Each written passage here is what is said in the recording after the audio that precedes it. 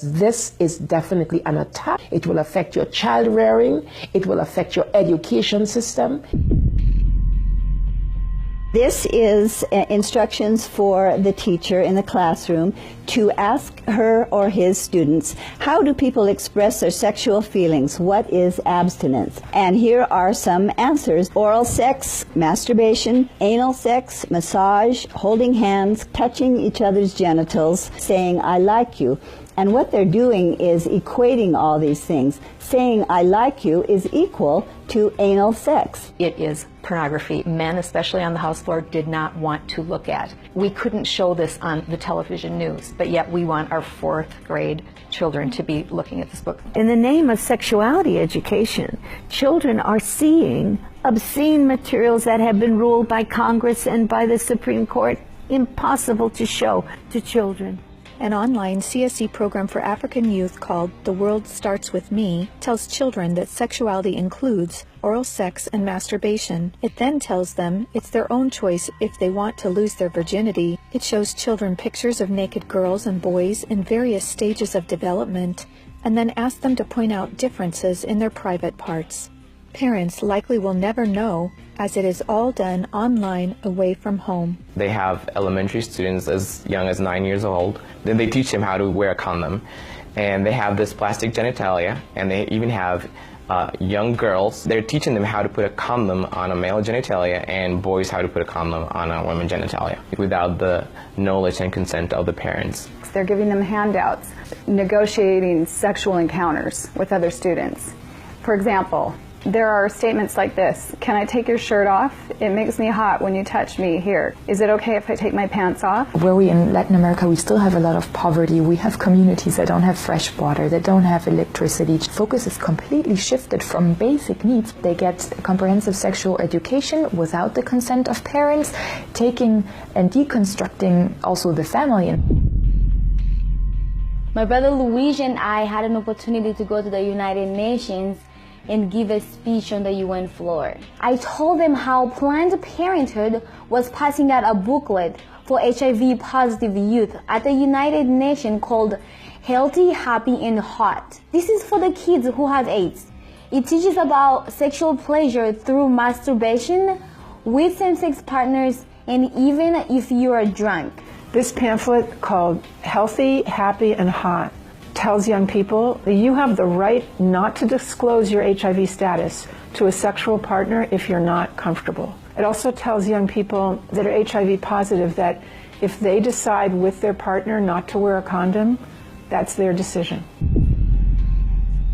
The World Health Organization standards for sexuality education in Europe actually suggest that children ages 0 to 4 should be given information about masturbation and given the right to explore their gender identities. For ages 4 to 6, children should be taught about same-sex relationships and respect for different norms regarding sexuality. The interests of organizations like UNFPA and IPPF is to get parents out of the picture and to radicalize and sexualize children. UNFPA has tried to convince my country to change our positions on issues such as reproductive rights and comprehensive sexuality education. Madam Chair, does the UNFPA think it can do this because Nauru is the smallest member state of the United Nations? The Nigerian government was actually told by the Western countries that if they do not give in, that they will be denied foreign aid. On page 89 of a UNICEF-published Sexual and Reproductive Health Manual, UNICEF listed situations in which one can obtain sexual pleasure that included sexual responses directed towards inanimate objects, animals, minors, and non-consenting persons. In the context of the Sustainable Development Goals that determines the agenda for the next 15 years, the voice is very, very biased. It's just International Planned Parenthood Federation and their affiliates have a direct influence on the outcome documents, on what is established, what is negotiated at the UN. Some of the objectives of the UNESCO Sexuality Education Guidelines include teaching children at age 9 about sexual stimulation and the definition and function of orgasm, and at age 15, that both men and women can receive sexual pleasure with a partner of the same or opposite sex. The It's All One curriculum, also promoted by International Planned Parenthood, reveals the multiple manipulative tactics used to indoctrinate and sexualize children through CSE. Like other CSE programs, It's All One claims, among other things, to be evidence-based, comprehensive, human rights, gender-sensitive, and culturally appropriate education that will increase young people's responsible decision-making, to reduce adolescent rates of pregnancy and sexually transmitted infections, including HIV. It's All One, however, like most CSE programs, is really just cleverly disguised abortion rights, sexual pleasure education, masquerading as human rights, gender, and sexual and reproductive health education. It aggressively promotes abortion. With over 112 references to abortion, It's All One has an obsessive focus on sexual pleasure, mentioning sexual pleasure 62 times.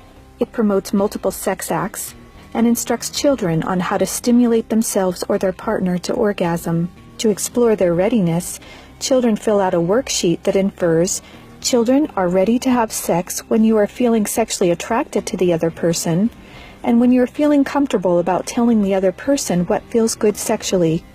It teaches that human rights encompass sexual rights, including alleged rights to all persons to sexual expression and the right to seek sexual pleasure. Hooking children on sex is a multi-billion-dollar business for Planned Parenthood and other similar organizations. This is because children, or prospects, once sexualized, become Planned Parenthood customers, dependent upon their services. Comprehensive sexuality education programs are disguised under many names.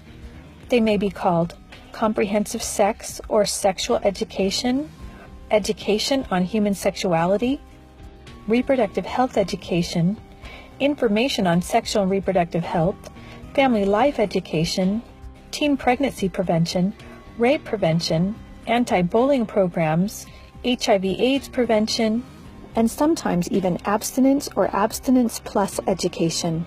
CSE programs usually falsely claim to be age-appropriate, evidence-based, healthy sexuality education that will prevent teen pregnancy, sexual abuse, STDs, and HIV.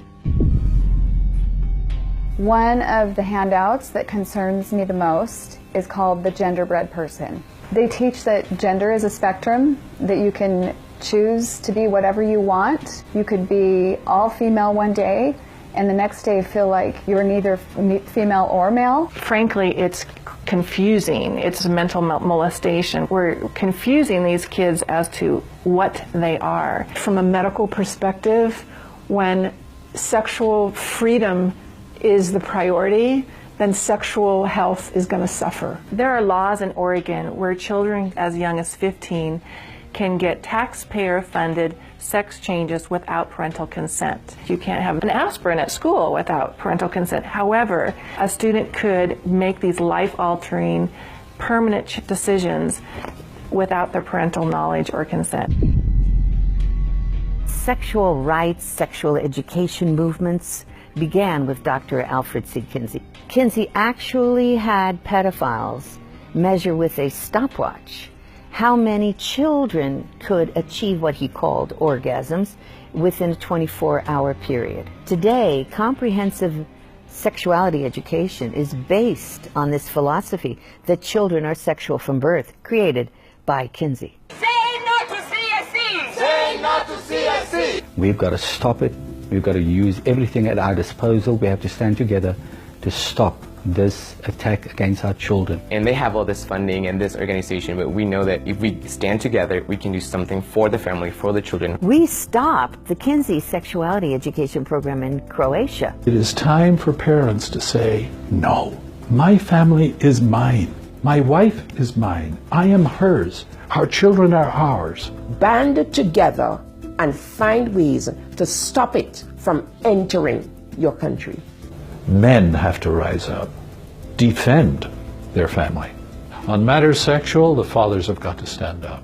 Say, you have no place talking sexuality to my children. We resisted, even with our lives, because that's what life is all about.